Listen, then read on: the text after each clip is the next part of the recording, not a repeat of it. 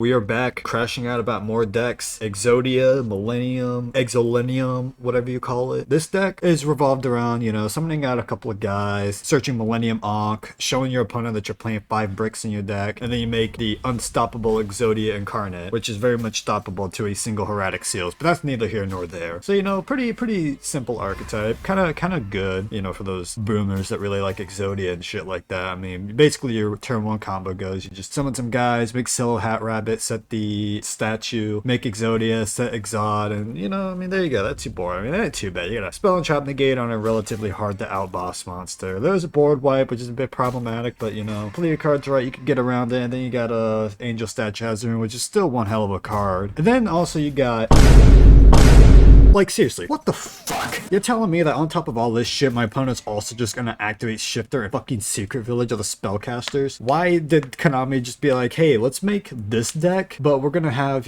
Secret Village and fucking Shifter in mind? They probably didn't actually have this in mind, but still, it's kind of fucking retarded that they can play these cards. This single-handedly makes this deck so infuriating to play against, because it's just like, alright, well, if my opponent just, completely sets up, I just lose the game. And not like a lot of hand traps really work on it. Like, you literally have just Ash Blossom, or I guess Purge and Impulse, that if your deck can even play those cards, that can really like do some damage to this deck. And even then, it's just, oh no. Anyways, they just have the card anyways. You can try to negate Ankh or whatever, but if they have the Rock Fucker on field, it's just like, oh well, they just summon their Exodia unconsensually. Like, you can't even consent to it. Like, they just summon Exodia and you just get fucking molested. Or if you try to stop their Sengagen to search a guy, oh, they'll just place the shield from their hand. And it's not like, your fucking Molt Charmers are gonna work, because they don't summon from hand, they don't summon from grave or banish, and they summon from the extra deck like once if they have to. So yeah, your $50, $90, $100 staples right there that can draw you a bunch of cards, yeah, terrible. They ain't doing shit. Nice $100 upstart goblin, bozo. And then of course, don't even get me started on fucking Obliterate. For some reason, this card just gives Exodia 10,000 attack on top of its already attack gaining effect, so he's at like 1,800. It also is a Harpy's Featherstorm. And what else